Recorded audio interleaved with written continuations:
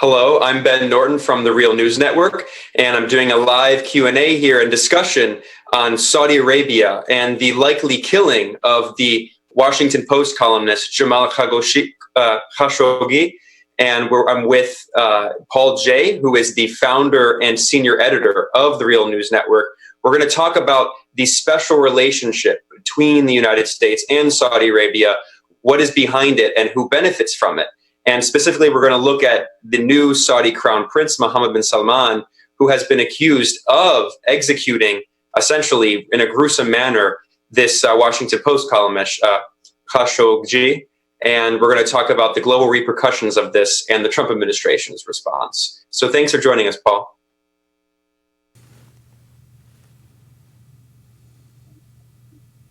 And so there's quite a bit to say here. The allegations by the Turkish government are that Khashoggi was actually killed by Saudi Arabia. They claim that he was cut up with a bone saw into several pieces and then removed from the Saudi consulate inside Istanbul, in Turkey. And the allegations are also that MBS may have potentially been involved with this. It's not entirely sure who in the Saudi royal family could have done it if it was an execution. The Saudi regime itself has claimed that actually it was rogue killers and that it was not ordered by anyone up high in the royal family, including Mohammed bin Salman. And Donald Trump, the US president, has echoed Saudi Arabia's claim that this was a rogue killing of Khashoggi. And the Trump himself, when he was asked about this, he said that the US must continue its arms sales to Saudi Arabia, continue its support for the Saudi regime. And specifically, he pointed out that he has signed $110 billion worth of arms sales with Saudi Arabia. Asked by journalists if the likely killing of Khashoggi would impact those arms sales, Trump replied saying, no, not at all. The U.S. must continue selling them for jobs and continue selling them for our economy. And if the U.S. did not do it, then Russia or China might do it instead. Here's a clip of Trump saying this. See what happens. I don't like stopping massive amounts of money that's being poured into our country. I know they're talking about different kinds of sanctions, but they're spending $110 billion on military equipment and on things that create jobs, like jobs and others for this country. I don't like the concept of stopping an investment of $110 billion into the United States because you know what they're going to do? They're going to take that money and spend it in Russia or China or someplace else. So I think there are other ways. If it turns out to be as bad as it might be, there are certainly other ways of handling the situation. But I will tell you up front right now, and I'll say it in front of senators, they're spending $110 billion purchasing military equipment and other things. If we don't sell it to them, they'll say, well, thank you very much. We'll buy it from Russia, or thank you very much. We'll buy it from China. That doesn't help us, not when it comes to jobs and not when it comes to our companies losing out on that work. So that was the U.S. President Donald Trump insisting that the U.S. must continue its billions of dollars of arms sales to Saudi Arabia. Some fact checkers and journalists have called into question the specific $110 billion figure. But regardless, we're talking about huge sums of money that are potentially coming into the U.S. economy. Paul, what do you say to this argument that the U.S. must continue doing these arms sales to Saudi Arabia because it's a key part of the U.S. economy that creates jobs? Well, this kind of is a core question. Who benefits not just from the relationship between U.S. and Saudi Arabia, because to look at that relationship, you have to step back. Who in the United States benefits from America playing the role of asserting global hegemony? If you're going to be the big power around the whole globe, that means you got to region by region control each region. And of course, regions that have oil are even more important. And this goes in a second. I'll talk a little bit about the roots of this. But $1 trillion military budget, and it's probably more than that, the kind of expenditure it takes to assert U.S. control globally, and then with a very specific emphasis on the Middle East, obviously because of the oil and the arms purchases. Who benefits? Well, of course, some sections of the American people do benefit. I mean, people working in arms manufacturing enterprises benefit some. A certain amount of the plunder of global wealth does trickle down to some extent, although less and less extent than it used to working people. You can't say that a section of the American working class and broader population doesn't benefit at all from this kind of plunder and control and domination, especially, you can say, the Middle East because of the oil. But who really benefits in a much bigger way is obviously the military-industrial complex, the people that owns the arms manufacturers that are selling these weapons, and the fossil fuel industry certainly in the past has benefited through the direct access to Saudi oil and the special relationship, and now benefit in terms of controlling and cooperating with the Saudis on oil prices. The geopolitical control the American elites get through dominating, controlling the region and who gets to buy Saudi oil. So, and the most important point is you take that $1 trillion+ year after year, much of which goes towards the Middle East. We know Israel is the biggest recipient of military aid. If you took that same money and applied it to domestic spending, study after study has shown that if you put the money that's in the military budget towards schools and infrastructure and building up a domestic economy, that'd be way better for the majority of the American people. It's not as profitable for these sections of the elites that control arms and fossil fuel. So who benefits? Who benefits is the elites. The American oligarchs benefit from the point of view of geopolitics because they want to control the world. And more importantly, arms manufacturing and fossil fuel. And arms manufacturing is to a large extent arms sales fueling the relationships. But you need to back up a little bit because to really understand the U.S.-Saudi relationship, you got to go back to 1945. When Roosevelt has a meeting with Prince Ibn Saud on an American, I think it's a destroyer, a boat in Bitter Lake. And Roosevelt is now charting what the world's going to look like, especially the Middle East, post-World War II. And Roosevelt makes a deal with Ibn Saud. And this meeting's well documented.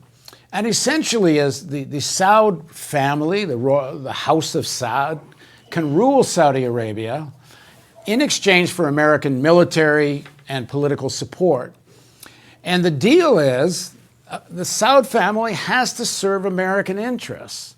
Now, understand, by the end of World War II, it's clear direct colonialism just isn't going to work anymore. The United States can't just rule Saudi Arabia directly, nor anywhere else. The British Empire had fallen apart, was going to continue to fall apart. The French, the Belgians. It was clear that the direct ownership of countries in Asia, Africa, and Latin America was just too expensive, and you were constantly dealing with rebellion and people organizing revolutions and national liberation struggles. So you need elites in these countries to rule on the empire's behalf. And Roosevelt constructs this. There's a very interesting quote from Eisenhower, which really lays bare what the strategy was. Eisenhower says, we need the House of Saud, we need the Saudi ruling family, because of their role in defending Mecca, the most important shrine in Islam, the deal of the Saud family with the Wahhab religious leaders,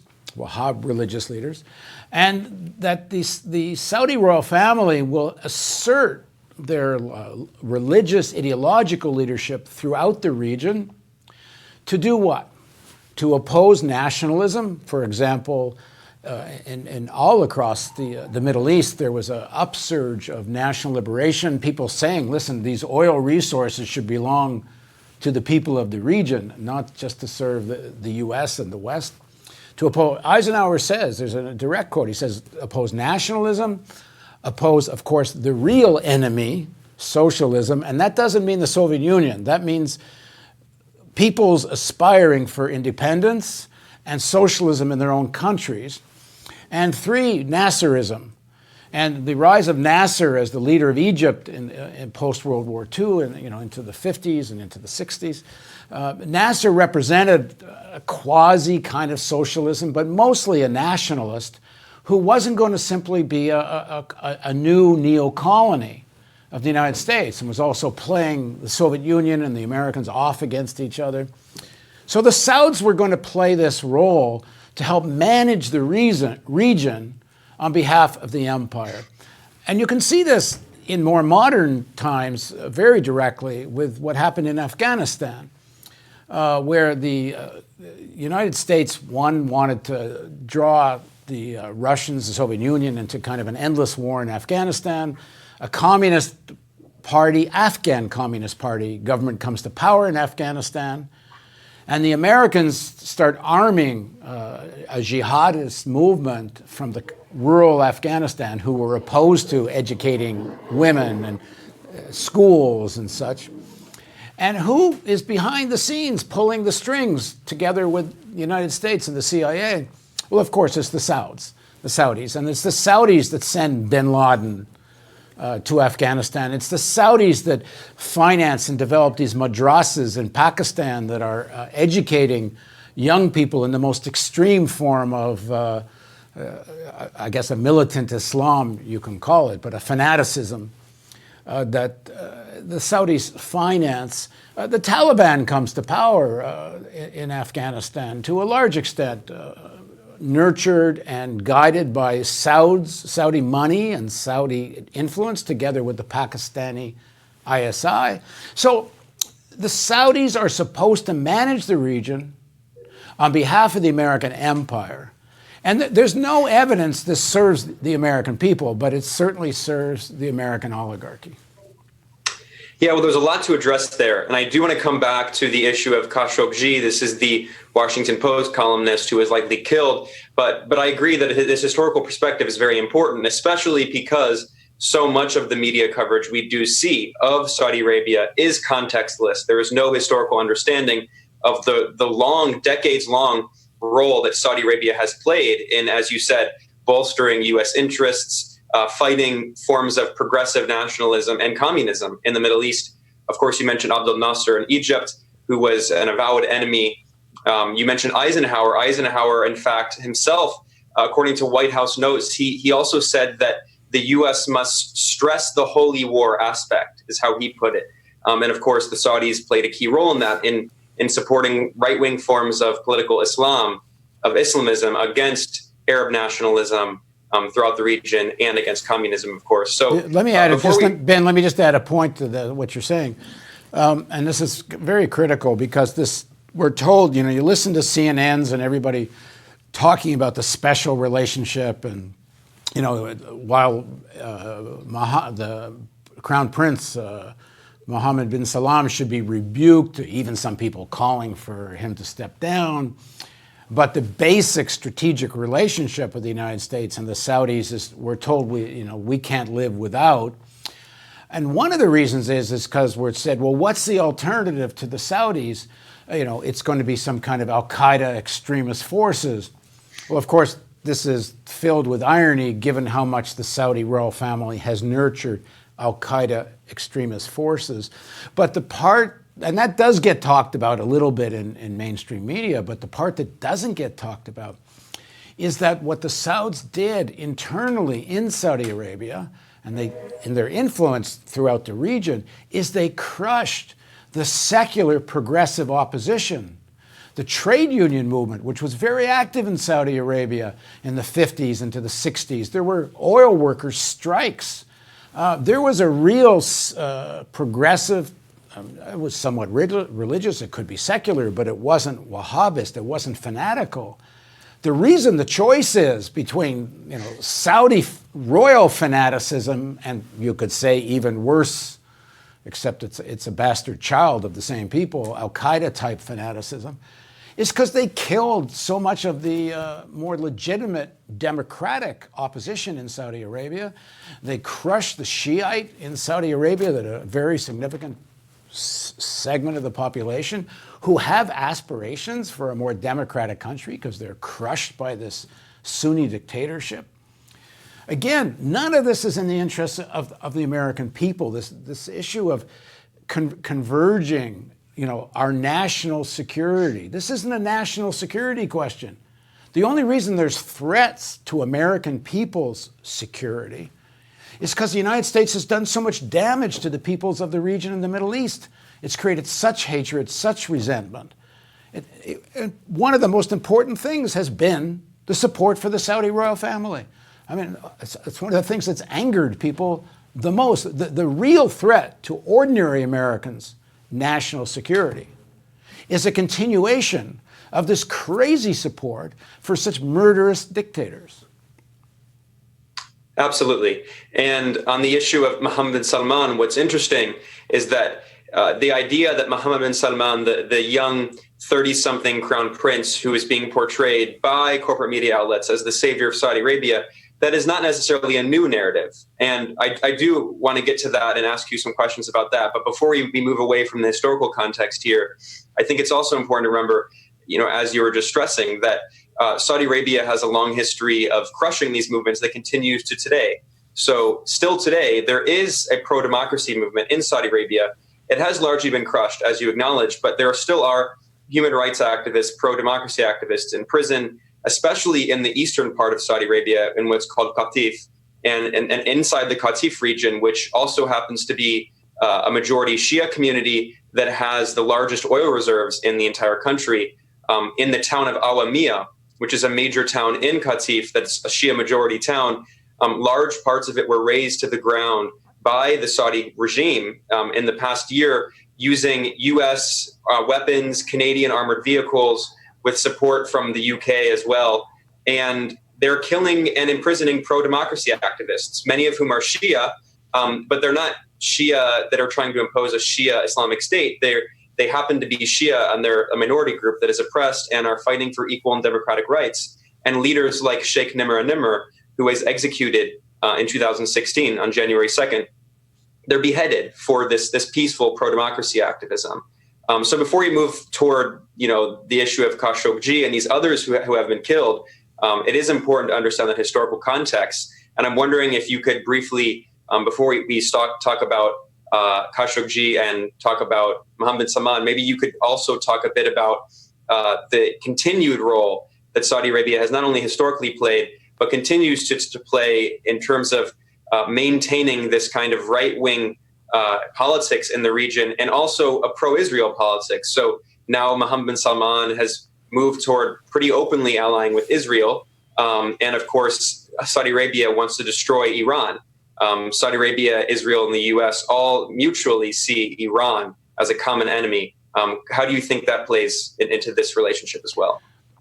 Well, there's so many fracture lines and a complicated situation here, and I'm not an expert, but I've talked to a lot of experts, so I can tell you what I've gleaned from all this. When I said earlier that to be the global hegemon, you must be the hegemon in every region, one of the fundamental concepts or principles of U.S. foreign policy is you can't allow a rival even at the level of a region.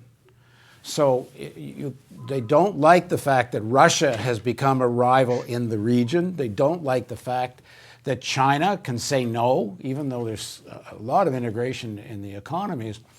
In the final analysis, China has become a very powerful player that can defend Chinese national interests. And they don't want that competitor in Asia. And this, when I say they, this is a very bipartisan they, because whether it's a Republican leadership or a Democratic Party leadership, you remember Obama's Asia pivot, the idea of containing China has always been part of the American fundamental thesis that you cannot allow regional competitors. And this is because it's kind of obvious from the 20th century whether it's the First World War or the Second World War, that, over time, big capitalist powers, they rise and they want their share of the global plundering pie. And it's not that, China, no one is as aggressive as the United States, but one can imagine that there's a point where China, certainly in American elite size, is going to want a more and more dominant role, certainly in Asia, and is even competing in Africa and Latin America.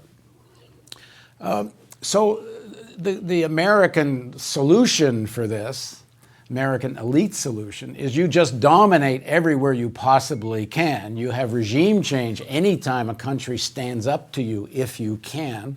Of course, in China, they can't. They would like to do it, I think, in Russia, but they can't. But Iran they think they can. And this is a region that goes right back to this deal between Roosevelt and Ibn Saud. And, of course, the emergence of Israel, which became like a land-based battleship for the United States, armed to the teeth with the most sophisticated weaponry, for controlling the region. So the Iranian Revolution that overthrows the Shah upended what was the plan for the region. You are not supposed to have some big country like Iran escape the American umbrella. And they did. And so whatever you make of the Iranian theocracy, and I'm sure a lot of Iranians would like to be done with the Iranian theocracy, although it obviously also has support or it wouldn't still be there.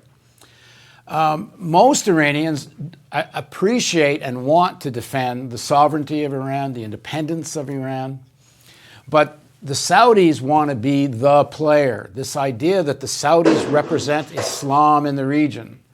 The Saudis are going to be the leaders of the region. This is very important to them. They don't want any competition, not just from Iran. They don't want competition from Turkey. They certainly don't want competition from Qatar. And the Saudi royal family wants regional hegemony. They wanted to get rid of Assad so they could impose a pro-Saudi government in Syria. They're very influential in the politics of Pakistan. They see themselves as a regional, mini superpower, if you will.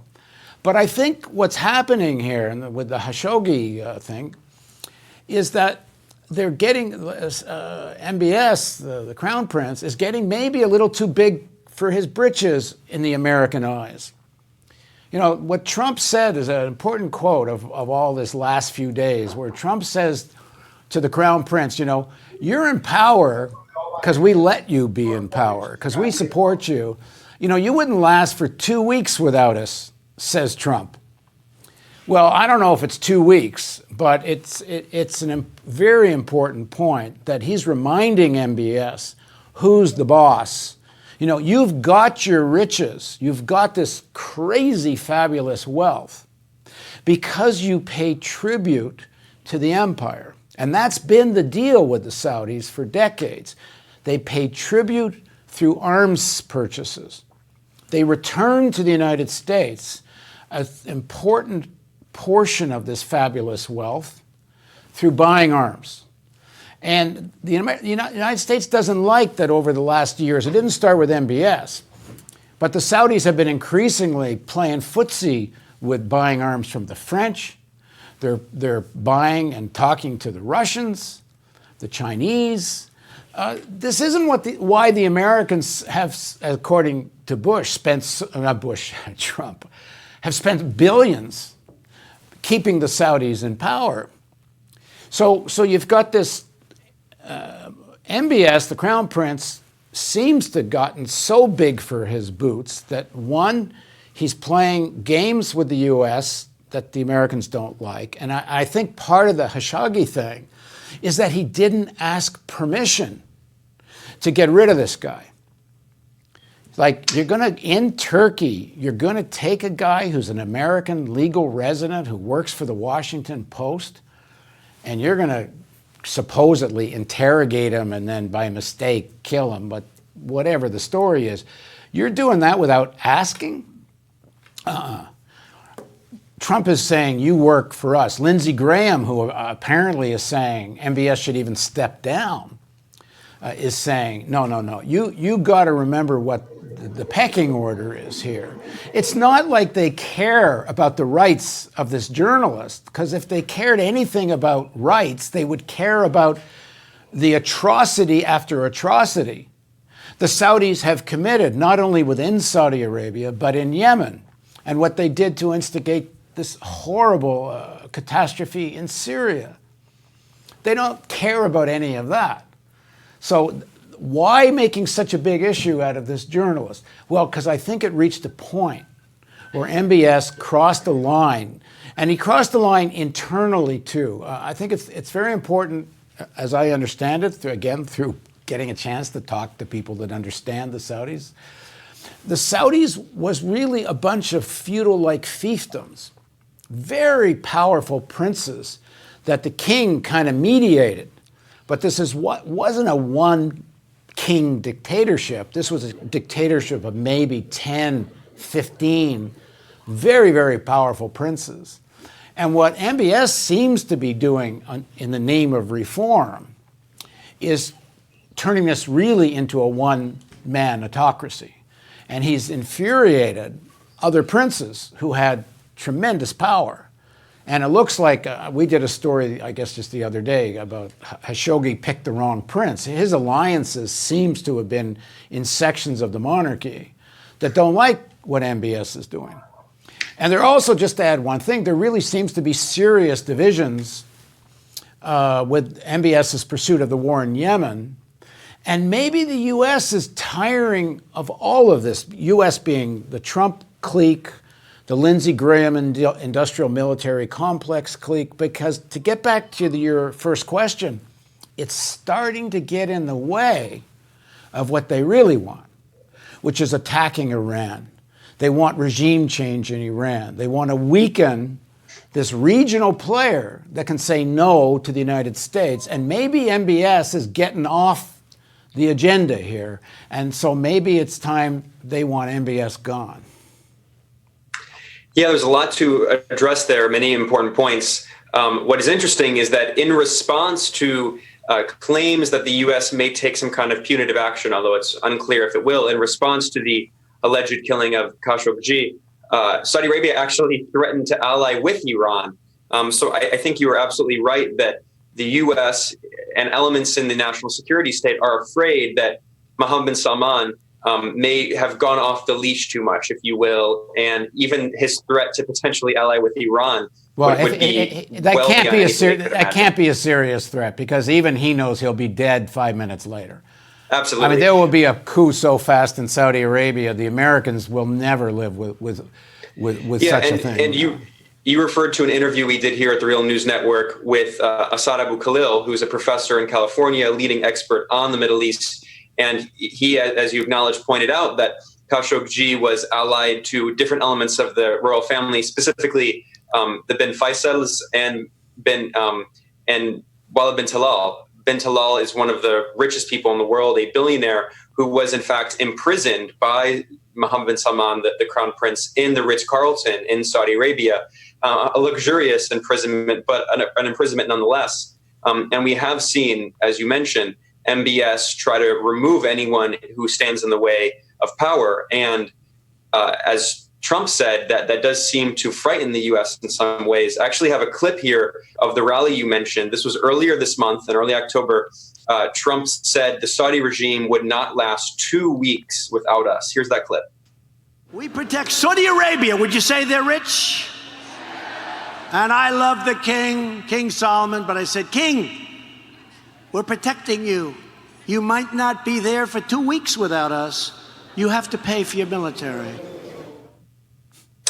Yeah, so you raised a lot of points that I wanted to talk about. Maybe we can go over them in more detail here about Khashoggi and this killing and MBS getting off of the U.S. imperial leash, if you will. We have seen elements from both the Republican and Democratic parties who have been interviewed on corporate media outlets in the past few days. They have all insisted that Saudi Arabia is still a key part of the U.S. national security strategy. is still a key ally when it comes to U.S. foreign policy. However, some have voiced more criticism of Mohammed Salman. You mentioned that you even have some Republicans who are like Lindsey Graham who have floated the idea of forcing MBS to resign. How do you think in the future this could influence the U.S.-Saudi special relationship, if you will? Because maybe some could see the U.S. strategy as trying to oust MBS and replace him with someone who's more docile. But others might say that with the decline in U.S. power, with the rise in China and Russia, this could potentially be another indicator that U.S. power is declining, and that even if they get rid of someone like Mohammed Salman, that someone who replaces him might not be willing to simply, kowtow to U.S. wishes. Well, I'm reminded of the Mark Twain quote about the rumors of my death have been greatly exaggerated. I think that the talk of the decline of American power has been greatly exaggerated. Yes, we're in a world where certainly China's much stronger, Russia's much stronger. It's not the same world as the 90s after the fall of the Soviet Union. But we are not in a world where a Saudi leader can cross a line to such an extent to break from the American domination. They have way too many ties. It goes both ways. I mean, the amount of money that flows from the Saudi various trillionaires and billionaires and princes and kings. I mean, the amount of money that goes into the West is one thing. But the history of American domination there is they are not going to allow it, and there's nothing Russia and China can do about it. Russia and China didn't support the invasion of Iraq, but they couldn't do anything about it, especially when it comes to the Middle East. I don't think there is a hair of evidence that they would allow the Saudis to play a game like that. The question will be, does MBS come to heel and be a very, very wealthy dog on a leash, as you described. But the Americans, I'm sure, have all the tools it takes to bring him down if that's what it comes to.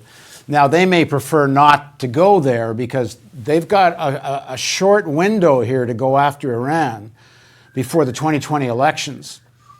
And if they're in fear of losing the 2020 elections, and they should be in fear of that, and as much as the Democratic Party leadership, especially the foreign policy old guard, are very much on the page of confronting Iran, still, the Obama section won the day. They did the deal with Iran, the nuclear deal. They did not want a straight-up military confrontation. They certainly don't want to try to, force a regime change with Iran. And if those people come back to power in 2020, and that's highly probable right now, then these neocons who've been dying to overthrow and bring down the Iranian regime for decades, I mean, let's never forget this document that came from the Project for New American Century, which included, Rumsfeld and Cheney, and Bolton was part of it. And Bolton's back in a position of power and influence again. Overthrowing the Iranian regime was the fundamental objective of even the invasion of Iraq, was to set the table for going after Iran. Yeah, the leading general, four-star general Wesley Clark, famously exposed in an interview with Amy Goodman of Democracy Now! That after 9/11, the Bush administration immediately drafted a list of 7 countries to overthrow in 5 years. On that list included, of course, Iraq, Syria, Lebanon, Libya. All these countries have been destabilized. But the cherry on top was, of course, Iran. Well, I would say more than the cherry, it was the real prize. Everything else is kind of a building block to getting there, because none of these other countries are regional powers. And Iran is a regional power. It's a large economy, a big population, a serious army. So the question facing the U.S. now, and maybe they've already answered this in a sense, like I've been asking everyone, why are they making such an issue out of this journalist? Why are they going after the Crown Prince so directly? Maybe they've already decided his fate, but the counter argument would be, if you're sitting in these circles, you don't want too much chaos in the House of Saud if you've only got less than 2 years to go after and try to bring down, weaken, or even bring down the Iranian government and ruling stratum there. So I think maybe that's part of the debate that's going on. Either scare the hell out of MBS and make sure he plays ball. And I think it's very important, the split in the Saudi elites over the war in Yemen. The brother of King Salman is very publicly against what's going on in Yemen. I think it's weakening Saudi Arabia. It's exposing how weak the Saudi military is, that they can't even bring, Yemen, not a developed country with a sophisticated army, and that they're in an endless war in Yemen now.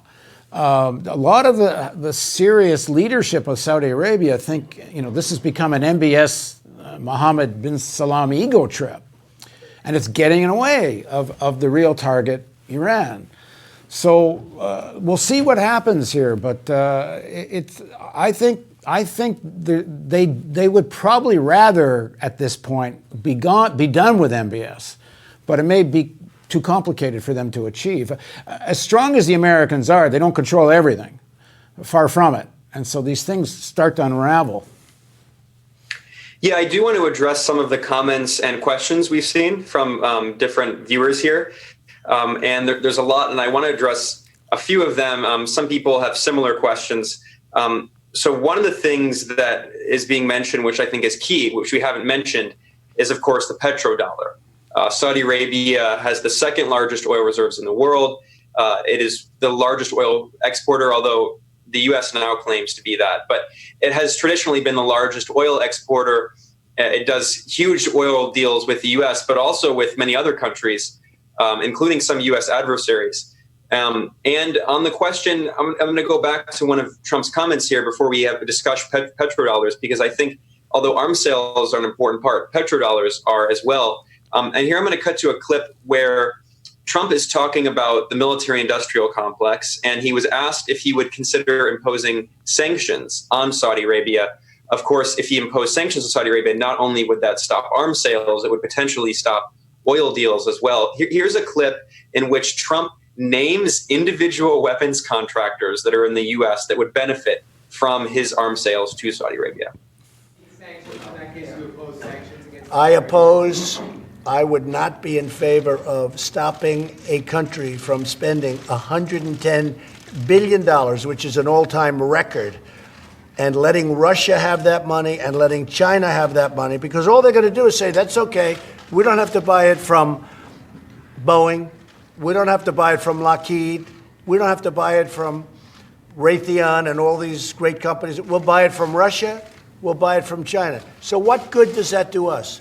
There are other things we can do. So those are, of course, U.S. weapons contractors that Trump was acknowledging, Raytheon, Lockheed Martin. And then, of course, he didn't mention Saudi Aramco, ExxonMobil, other oil companies. Getting back to this person's question about the petrodollar, which I think links all of this together, the oil, fossil fuels, and arms sales. Paul, can you talk about why is the petrodollar so important for the global economy?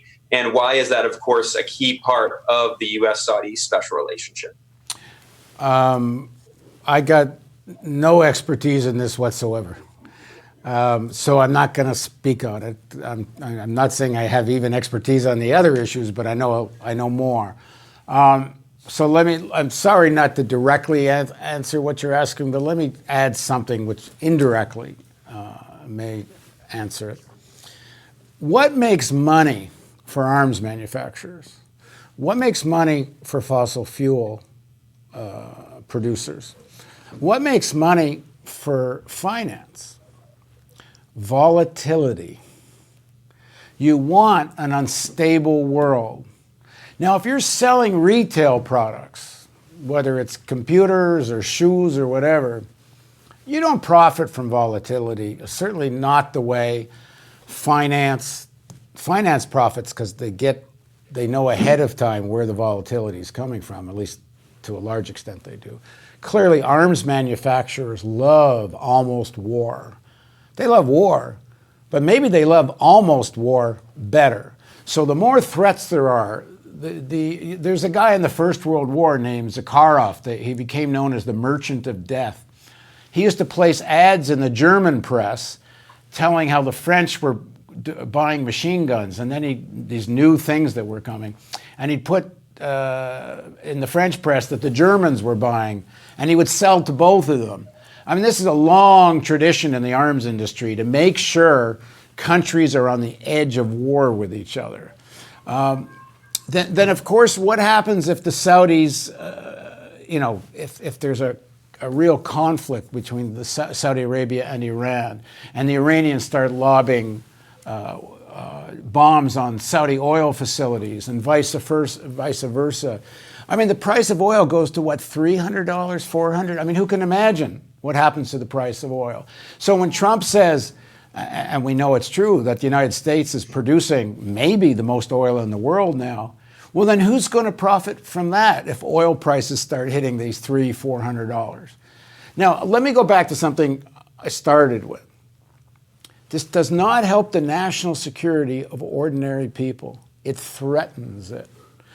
This kind of volatility does not help the economic well-being of the American people either. If the price of oil starts hitting $300, it's not just that it's going to be crazy at the gas pump filling up, your tank of gas.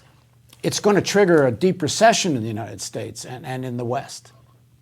And as the Trump administration, I think, is conflicted here because they have a lot of backing from fossil fuel, which will love these crazy high oil prices.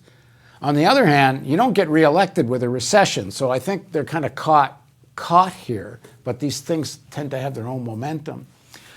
So, the petrodollar itself, honestly, I don't have enough to say about it. But the kind of wealth generated that the Saudis are in control of, as I said earlier, they cannot control this wealth in a way that defies the American empire and get away with it. And so, I mean, MBS either comes in a line or his days are numbered. Great. And another comment that a lot of people are mentioning is, of course, Saudi Arabia's alliance with Israel. And I want to get to that in a moment here. I think this is a key factor in understanding the special relationship. The U.S., Israel, and Saudi Arabia work together to control the Middle East. But before we do that, I want to incorporate another point that I wanted to ask you, Paul, and that's about the kind of mainstream media obsession with Mohammed bin Salman, at least until last week, until earlier this month. For the past 2 years, many leading pundits have been portraying Mohammed bin Salman as essentially the savior of the Middle East, if not of the world. And I'm going to play a clip here from Thomas Friedman. He's probably the most egregious example, but Thomas Friedman is a powerful New York Times columnist, a so-called expert on the Middle East. And he, of course, supported the Iraq War and many other wars. And he has really gone to bat for Mohammed bin Salman for the past 2 years, portraying him as a reformer who's going to save the region. And here's a clip from an event he did recently in which Thomas Friedman actually said F you to critics of the Saudi Crown Prince. I got news for you. The entire Arab world is dysfunctional right now, completely dysfunctional. And I think it has the potential to be a giant Yemen, a giant human disaster area.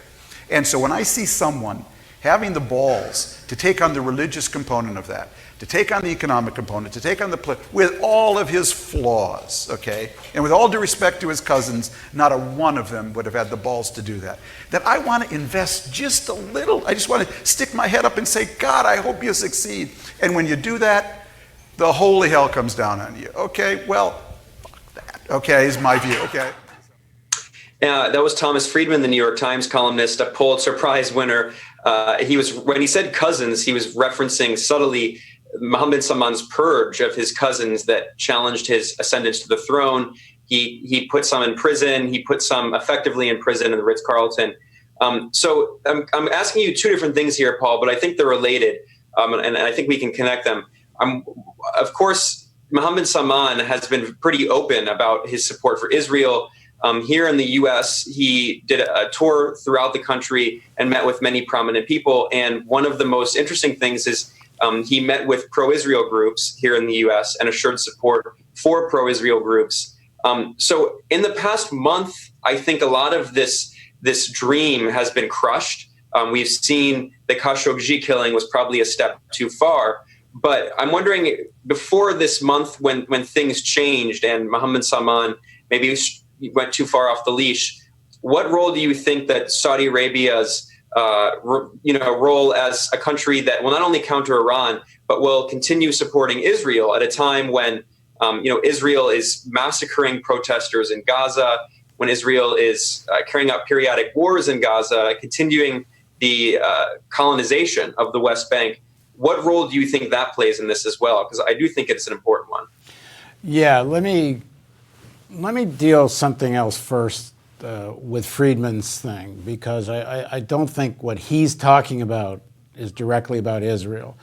I wouldn't say it's only about Israel. Certainly not. But I think that's just an important part of it. I think Friedman says something very important there. And why were they so enthusiastic about MBS? I was reading earlier today an article by Elliot Abrams, the neocon foreign policy guy responsible for much of the Middle East under the Bush administration, saying the same thing, almost word for word, that Friedman was saying, and just regretting what's going on now because he had been such an MBS supporter, in terms of the Khashoggi. But I think the Arab Spring scared the shit out of all of these people. It didn't end up the way the peoples of the region wanted, but it is a sign of what's possible when the peoples rise up and demand to end to dictatorships, an end to monarchies.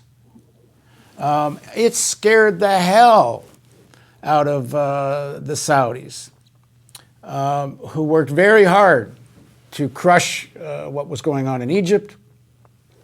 I mean, one of the reasons the Saudis hate the Iranians is because the Iranians overthrew a monarchy. They don't like the precedent for that. You're not supposed to overthrow kings. So the modernizer, MBS, the hopes of people like Elliot Abrams and Friedman and others, was this would create a kind of new face for autocracy that could suppress, put off, prevent another uprising of the peoples of the region. When he says these countries are dysfunctional, yeah, they're not dysfunctional because, the people weren't willing to work hard. They're not dysfunctional because the peoples of these areas didn't want functional governments. They're dysfunctional because the Americans primarily, the Western countries helping on the whole, they put in kleptocracies as leaders. They support dictators that just rob their own people blind, that pillage the public treasuries.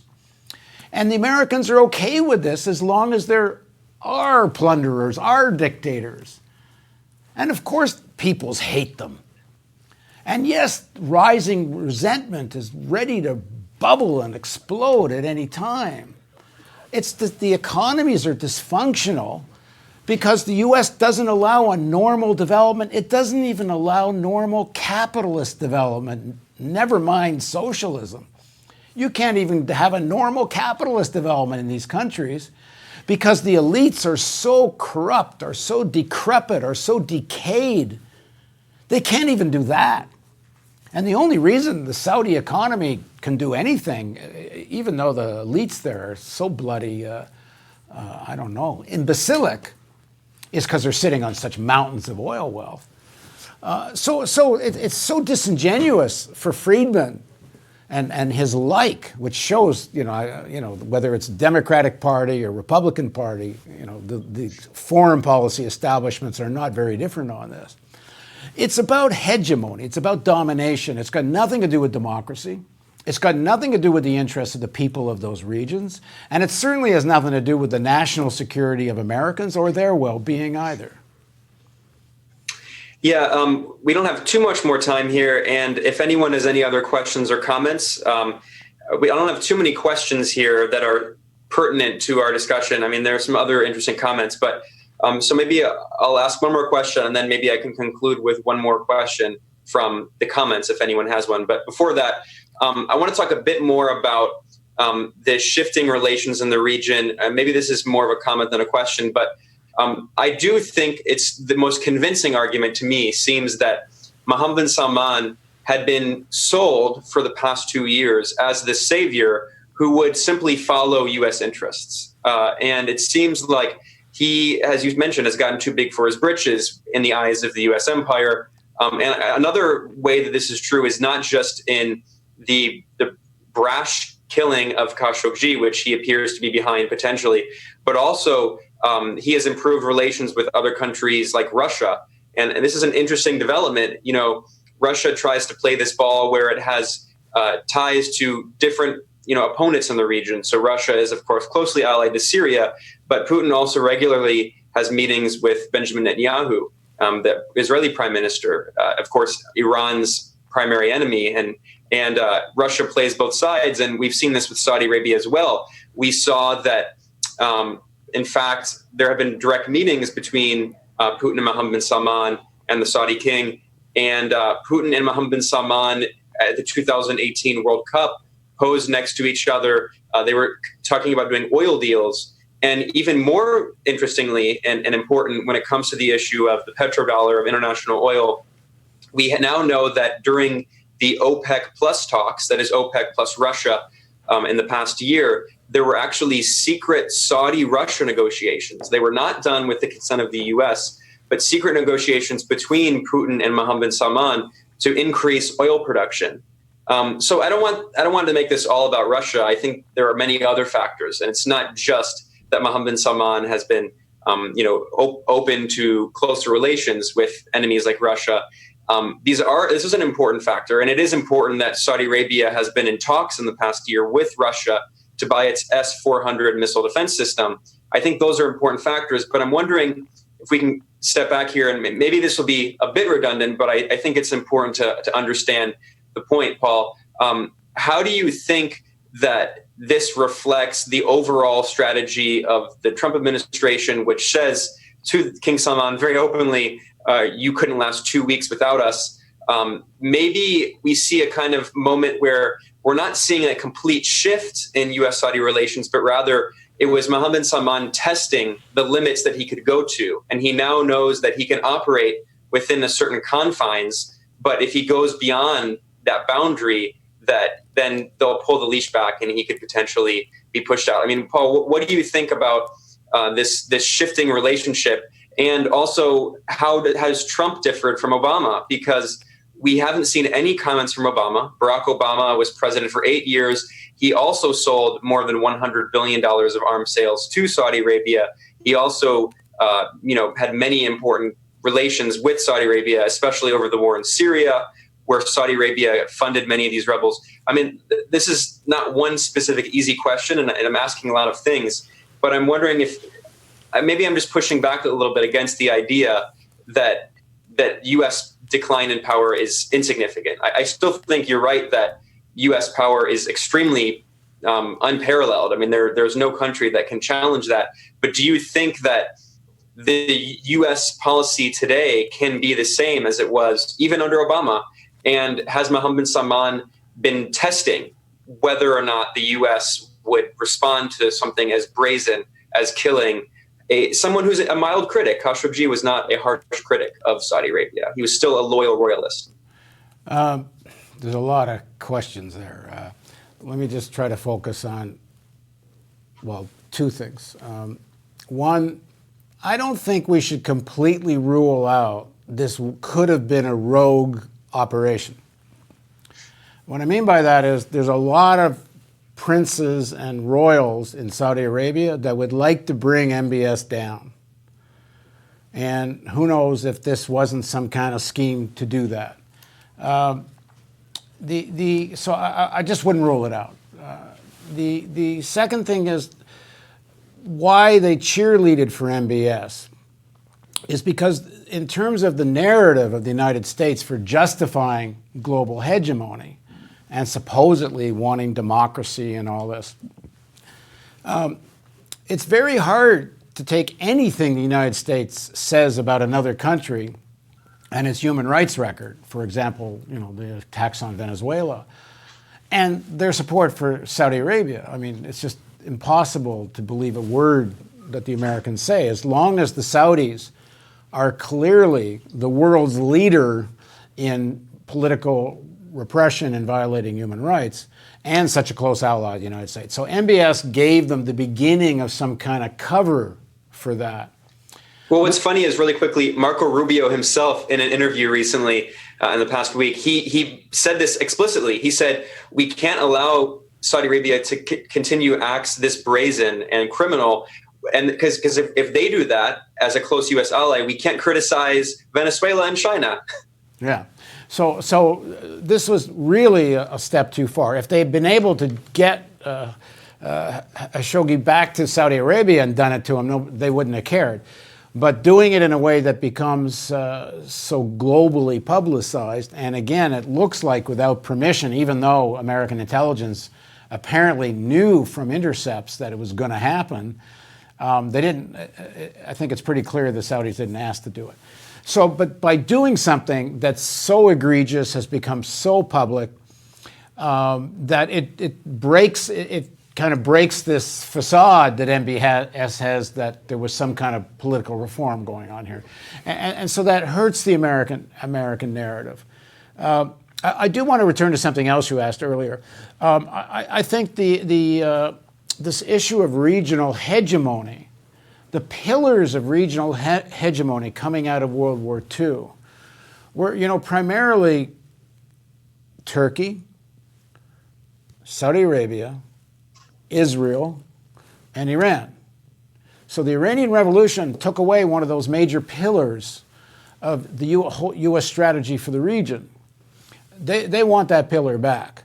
The Saudi-Israeli relationship was warmed up so much that the Saudis have virtually given up, they barely talk about the rights of the Palestinian people anymore, and the whole issue of Israel. It's a very important strategic alliance, again, because the Americans, this region exploded not so long ago. This Arab Spring was an explosion, and if it explodes once, it's going to explode again.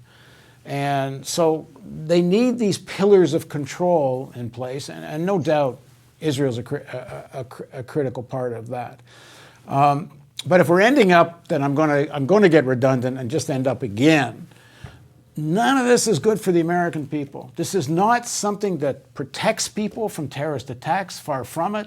It makes the likelihood of terrorist attacks in the United States more likely. The volatility is not good for the American economy. It's going to make life more expensive. It might trigger a recession. Massive arms sales, most importantly, and even though the $110 billion that Trump keeps talking about is probably a crock, because I think the actual dollars of signed deals is more like about 10 billion, not 110, but whatever. There's a lot of arms sales expected from the Saudis. It's the least efficient way to develop the American economy. And of course, let's just add one more thing that nobody's talking about in this whole thing. What is the real threat to national security, even according to the Pentagon? Climate change. It's the climate change crisis. So, the whole conversation about the Saudi relationship, and it's all based on continuing a fossil fuel global economy, which is the real existential threat, not just to the Americans, but to human society as we know it. And where is any of that on the corporate media? Yeah, I don't see any more comments or questions. So we'll wrap it up in a moment here. You raised a really important point, and you used specific language, pillars. Before the Iranian Revolution in 1979, the U.S. policy in the region was the twin pillars policy, and the two pillars were Saudi Arabia and Iran. Not only were they pillars in this political sense, but even geographically, Saudi Arabia being at the western edge, Iran being at the eastern edge. Wrapping up here, Paul, I'm wondering if we could just reflect on the overall politics of the region, and maybe let's conclude talking about Iran, because the Trump administration's foreign policy, it seems, is largely geared around containing and essentially trying to create a regime change, at least non-violently for right now, in Iran. War could potentially be on the horizon, but at the moment, the Trump administration withdrew from the Iran nuclear deal, the JCPOA. It's imposing brutal sanctions that go into effect next month that have already, even before they've officially gone into effect, have already really weakened the Iranian economy. So I do think that Saudi Arabia plays a key role in this, but of course, it's not just about Saudi Arabia. And in many ways, Iran is, of course, a kind of convenient scapegoat for Donald Trump and the whole, right-wing, this kind of Islamophobic wing of the Republican Party that wants to end Muslim immigration. The irony is that they are working with Saudi Arabia, which, of course, helped create al-Qaeda, elements of which supported ISIS, according to a leaked email from Hillary Clinton. And we also know that the Trump administration is trying to link Iran to ISIS and al-Qaeda in a way similar to the way that George Bush administration tried to link Saddam Hussein to al-Qaeda. So just wrapping up here, I don't want you to try to predict the future, but I'm wondering what you think. Let me give a dire potential warning about the future. Gore Vidal used to have a joke that USA stood for United States of Amnesia. Well, let's not forget 9/11. Senator Bob Graham, who was the chair of the Senate Foreign Intelligence Committee, who co-chaired the congressional investigation into the events of the 9/11 attacks, said many times, and even specifically said on the Real News in several interviews, and you can look them up, that the 9/11 attacks were facilitated, financed, and supported by the Saudi government. Graham says, he thinks right up and including the king, that this at the highest levels of the Saudi government participated in the 9/11, helped facilitate, I should say. And we know that I think all of the hijackers, or the majority of them all came from Saudi Arabia. 15 of the 19. Yeah. Graham also says, in explicit words on the Real News, that Cheney Bush knew it was coming and didn't stop it. The potential, now, even Donald Trump, before he's elected, he's asked about 9/11. He says, oh, you want to know who's behind 9/11? He says the Saudis. This video of Trump saying this. So how come nobody cares about that? Because the Saudis can play in dirty games, the most dirty games, that help and facilitate what sections of the American foreign policy elites, sections of the CIA, what they want. So let's be wary and not forget what happened. Because if these guys really want to go after Iran, then the possibility of some other kind of false flag attack and the possibility of blaming this on the Iranians, and once again, some involvement of the Saudis, because they're the expert at this. Let's not forget how often the Saudis have threatened terror attacks. They threatened Tony Blair with a terror attack on London because they were doing a parliamentary inquiry into bribery in an arms sale. Bandar, who was the Saudi ambassador to the United States, that according to Graham's congressional investigation was involved in the 9/11 attacks. Bandar threatened Putin before the Olympics with a terrorist attack. And these are the guys that know how to do this. Recently, there was an almost unbelievable incident a few months ago where on Twitter, in response to Canada's criticism of Saudi Arabia imprisoning human rights activists, on a KSA infographic account in Saudi Arabia, they posted an image of a plane flying toward buildings I believe it was in Toronto, in Canada.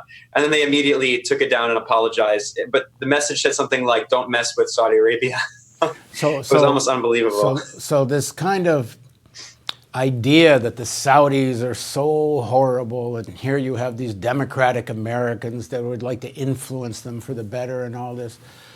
It's completely hypocritical and deceptive. The Saudis are in power, as Trump said, because of the United States.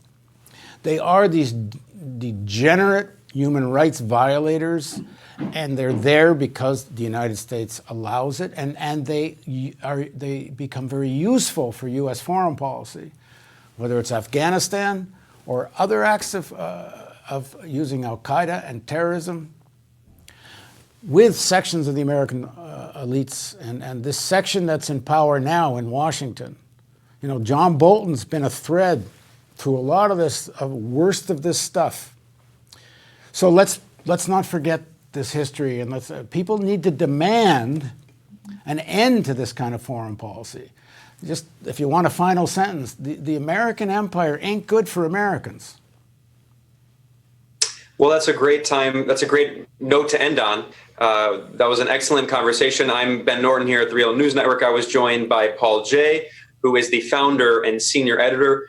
We were talking about the so-called special relationship between the United States and Saudi Arabia in response to the recent, horrific story of the potential killing of Jamal Khashoggi, who is a Saudi columnist at the Washington Post. We were reflecting on the many subtle details in the U.S.-Saudi special relationship and looking at the potential dangers in the future. Thanks for joining us here at the Real News Network. I'm Ben Norton.